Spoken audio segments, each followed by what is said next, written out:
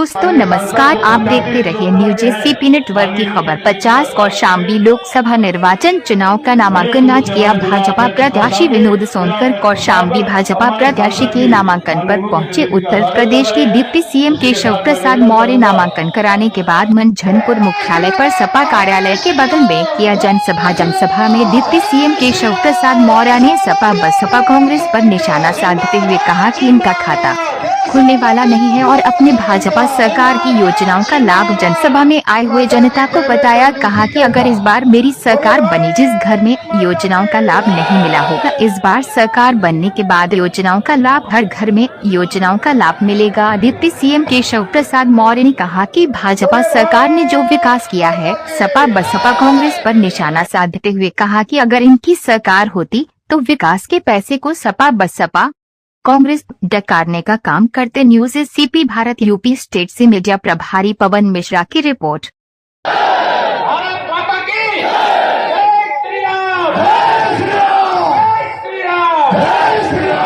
Bharatiya Janata party गठबंधन के प्रत्याशी श्री विनोद सोनकर जी के समर्थन में आयोजित इस विशाल नामांकन सभा में उपस्थित इस जनसैलाब को मैं सादर प्रणाम और जय श्री राम करता हूं। मंच पर हमारे कैबिनेट में सहयोगी और पार्टी की ओर से इस क्लस्टर के इंचार्ज बनाए गए, जिनको आप लगातार सुन रहे होंगे, श्री अनिल राजभर जी, आप सब लोगों को परिचय हो गया ना। हमारे दोनों जिला अध्यक्ष, कौशाम्बी के जिलाध्यक्ष श्री धर्मराज मौर्य जी और प्रतापगढ़ के जिलाध्यक्ष श्री आशीष श्रीवास्तव जी, संगठन और लोकसभा के प्रभारी आदरणीय रणजीत सिंह कुशवाहा जी, अवधेश गुप्ता जी, हमारे लोकसभा के जो संयोजक है राकेश पांडे जी, जिला पंचायत की अध्यक्ष से लेकर के नगर पालिकाओं के अध्यक्ष से लेकर के नगर पंचायतों के जो अध्यक्ष चेयरमैन है, ऐसे सभी सम्मानित चेयरमैन, सभी सम्मानित पूर्व जिलाध्यक्ष, सभी सम्मानित पूर्व विधायक और यहाँ मौजूद मंच पर सभी वरिष्ठ नेतागण, जो समस्या विनोद जी के साथ थी वही समस्या मेरे साथ है कि मैं सबका नाम लेना चाहूं तो भी ले नहीं सकता, क्योंकि अभी 2 नामांकन और प्रयागराज पहुंच करके कराना है, वहां 2 सीट के लोग भी इंतजार कर रहे हैं। इसलिए सभी सम्मानित मंच और सामने बैठे हुए यथाह संख्या में भारतीय जनता पार्टी के हमारे सभी कार्यकर्ता पदाधिकारी, सभी समर्थक साथियों, सभी बड़े बुजुर्गों, सभी नौजवान दोस्तों, सभी मेरी माताओं बहनों और पत्रकार मित्रों, आज के दिन मैं आप सबसे यही कहने के लिए आया हूं कि 2014 और 2019 का चुनाव तो छोटा था, लेकिन 2024 का चुनाव ऐतिहासिक चुनाव है, बड़ा चुनाव है। देश को 5 साल और कौशाम्बी यूपी को 5 साल नहीं 100 साल आगे ले जाने वाला चुनाव है। 100 साल आगे ले जाने वाला चुनाव है। इसलिए आप सबका आह्वान करने के लिए आया हूं कि 2024 के इस लोकसभा चुनाव में अभी मुझसे पत्रकार साथी पूछ रहे थे, मैं उनसे कह रहा था कि 2014 में तो मोदी जी की लहर थी, 2019 में मोदी जी की आंधी थी, लेकिन 2024 में मोदी जी के नाम का तूफान है, सुनामी है। इसलिए आप सब लोगों से मैं पूछना चाहता हूं, 2014 और 2019 का रिकॉर्ड तोड़ करके 2024 में और बड़े रिकॉर्ड वोटों से विजयी बनाओगे यहाँ पर? दोनों हाथ में बताओ, बड़े अंतर से 2014 और 19 का रिकॉर्ड तोड़ोगे? पीछे वाले भी हाथ उठाओ जरा, सब लोग सहमत हो? इधर सब लोग सहमत हो? तो 2024 में बड़ा रिकॉर्ड बनाने का काम करना है। मैं आपको अगर देश प्रदेश की स्थिति की चर्चा करूं तो ये सपा बसपा कांग्रेस वाले कहते हैं कि संविधान और लोकतंत्र खतरे में।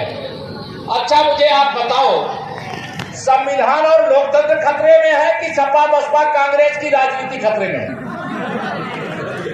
क्या खतरे में है? राजनीति। श्री राहुल गांधी जी का, श्री अखिलेश यादव जी का राजनीतिक भविष्य खतरे में पड़ गया है, इसलिए संविधान को खतरा बताते हैं, लोकतंत्र को खतरा बताते हैं। 10 साल प्रचंड बहुमत की सरकार माननीय नरेंद्र मोदी जी के नेतृत्व में चली है। संविधान को खतरा हुआ था क्या? मेरा नेता ऐसा नेता है जो जब संसद भवन में प्रवेश किया तो पहले जैसे मंदिर में माथा टेकते हैं, लोकतंत्र के मंदिर पे पहले माथा टेकने का काम किया, तब संसद भवन के अंदर प्रवेश किया। संसद भवन के अंदर प्रवेश करने के बाद बाबा साहब भीमराव अंबेडकर के बनाए हुए संविधान को माथा टेका और उस संविधान को अपना रामायण, गीता, कुरान, जो भी अलग अलग धर्म के लोग मानते होंगे उनका धर्म ग्रंथ होगा। लेकिन मेरे प्रधानमंत्री जी ने कहा, नरेंद्र मोदी जी का आज से एक ही धर्म है कि आज संविधान ही मेरा धर्म ग्रंथ है। इस संविधान में जो लिखा हुआ है मेरे जीवन का लक्ष्य है। बाबा साहब का स्वप्न अधूरा नरेंद्र मोदी जी कर रहे हैं पूरा। बताओ कर रहे हैं नहीं पूरा? नरेंद्र मोदी जिंदाबाद। बताओ पूरा कर रहे हैं नहीं पूरा कर रहे हैं? दोनों हाथ में बताओ कर रहे हैं नहीं कर रहे हैं?